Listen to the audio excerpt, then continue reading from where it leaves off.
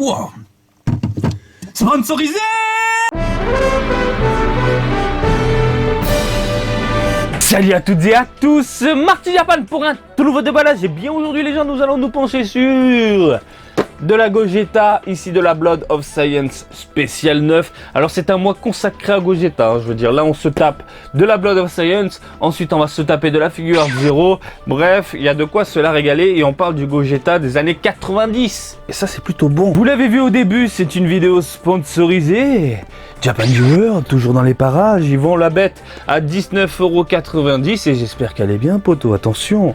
Et voilà, de la petite Blood of Science, il est dans les prix. Ça fait toujours plaisir, c'est une moyenne, voilà, les prix japonais tournent environ dans les 2500-3000 yens, ça dépend des revendeurs particuliers, vous connaissez la chanson à force, mais voilà, lui il propose toujours des petits joujoux à 19,90 €, donc ça fait plaisir. Maintenant, est-ce qu'elle vaut le coup? C'est ça la grande question, parce que bon, c'est cool, hein, du Gogeta, j'aime bien le délire, on met un kick.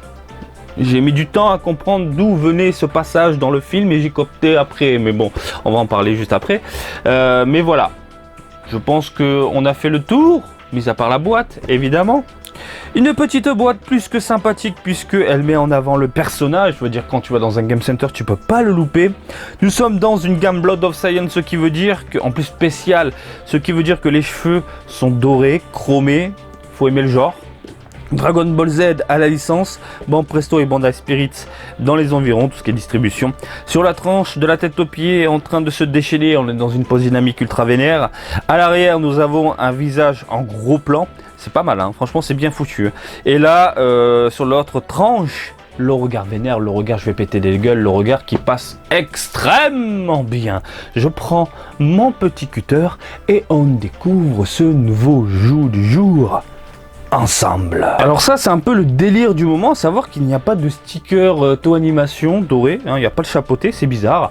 Bref, à l'intérieur de la boîte, nous avons un carton de protection et waouh, c'est bien rempli.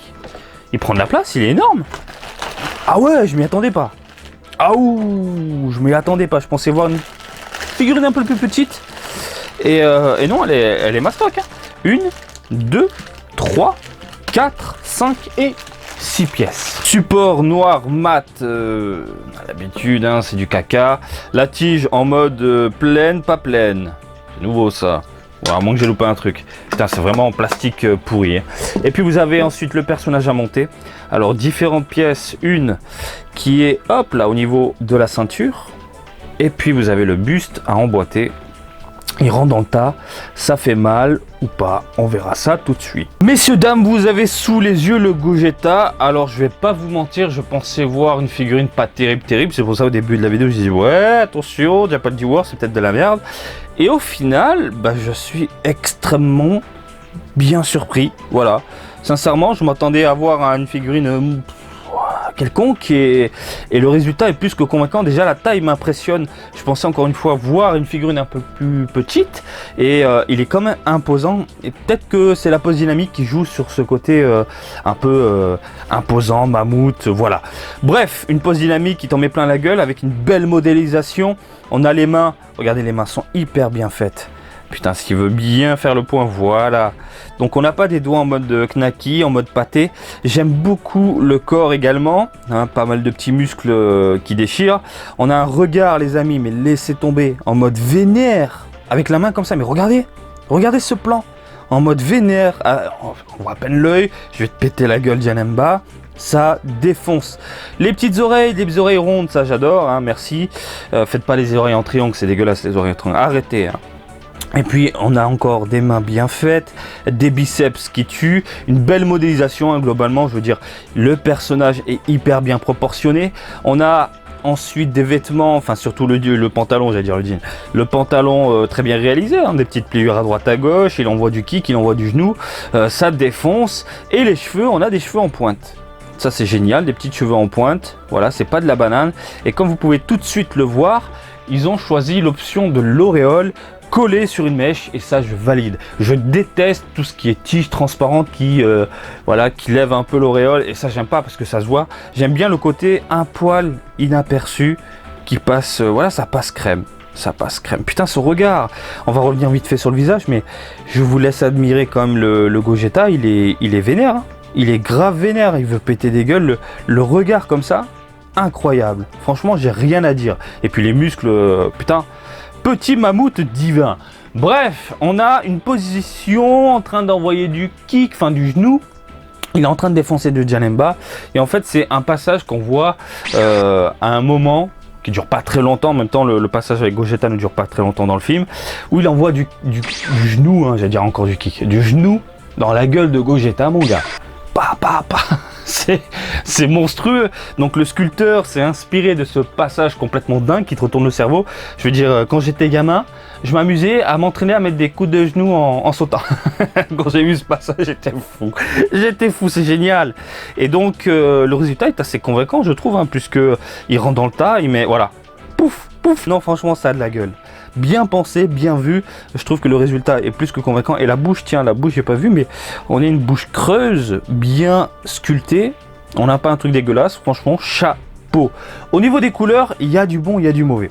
Tout d'abord, on a une figurine mate. Ah, je m'essuie le front, tant mieux. Et ensuite, on a des nuances et pas des nuances, je m'explique. Par exemple, sur le pantalon, au niveau... Oh là, j'ai fait tomber la petite ceinture, c'est pas grave. Au niveau des pliures, on a un léger gris qui tire vers quelque chose de beaucoup plus léger, de beaucoup plus clair. On a l'habitude, hein, c'est pour mettre en avant les contours du pantalon, tout simplement. Par exemple, ici, au niveau des bandelettes, c'est du plastique neutre bleu. Dommage. Dommage, hein, une petite nuance noire, grisâtre, ça aurait fait, voilà, pour titiller un peu l'œil, cela aurait été un peu plus cool. Et puis, même chose au niveau des bottes, enfin des bottines, ou plutôt de la pantoufle, j'aime bien dire les pantoufles. On a un aspect mat, mais sans nuance noire. Même chose du coup avec le haut. Là, c'est du noir simple. Et puis, les bananes, enfin les croissants, on est dans du orange simple. C'est dommage. C'est dommage parce que le reste du corps est vraiment superbe. Donc, comme je viens de vous le dire, on a un aspect mat au niveau de la peau. Et puis, on a un petit côté foncé autour des muscles qui rend extrêmement bien. Vous le voyez, je pense à la caméra. Même chose ici au niveau des bras. Voilà, je fais tout tomber. Marty, arrête, tranquille, voilà. Même chose au niveau des bras. C'est clean, c'est propre. C'est génial. Même chose du coup au niveau du visage. Bah putain, même sous cet angle, il tue.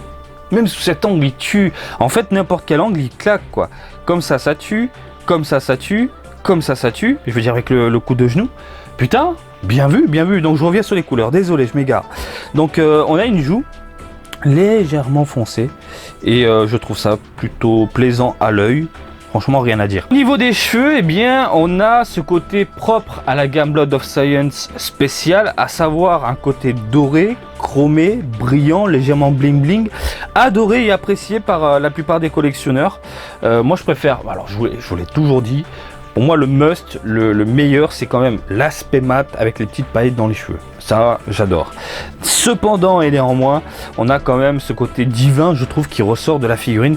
Hein, parce que pour moi, ce passage, c'est quand même le bien contre le mal. C'est une divinité face à un démon. Hein, c'est l'image que j'avais, que je m'étais représenté de Gogeta quand j'étais gamin.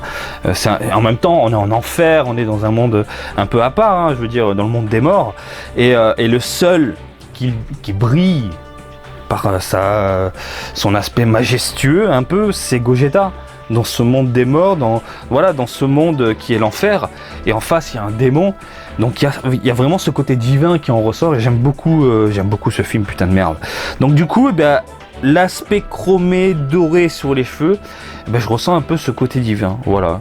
Faut aimer tout simplement.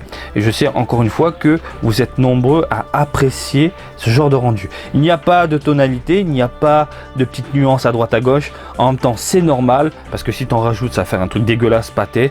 Non, là, ça joue avec la lumière. Quand la lumière se reflète du coup sur les mèches, il y a un petit aspect brillant ou non. Voilà. Et je trouve ça bien pensé.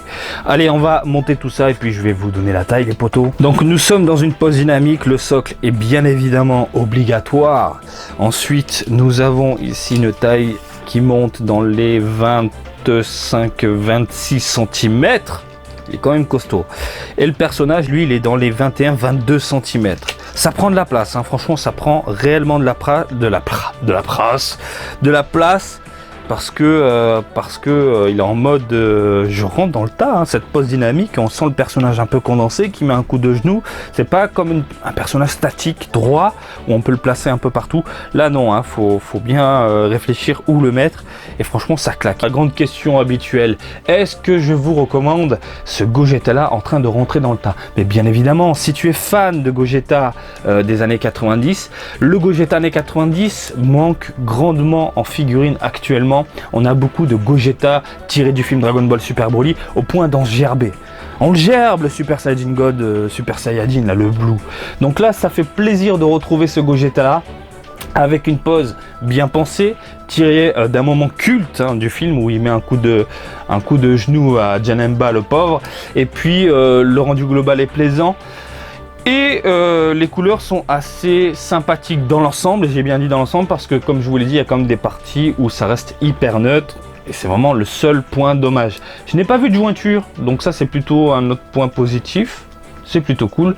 Donc oui, si tu veux du Gogeta vénère, qui rentre dans le tas, qui balance du coup de genou, eh bien ça finit à la maison. Voilà, j'espère que ce petit déballage du jour vous a plu. Comme d'habitude, je vous invite à me suivre sur Twitter et Facebook, Marty Japan. Et je vous dis à très bientôt. Allez, salut, bisous, ciao, ciao!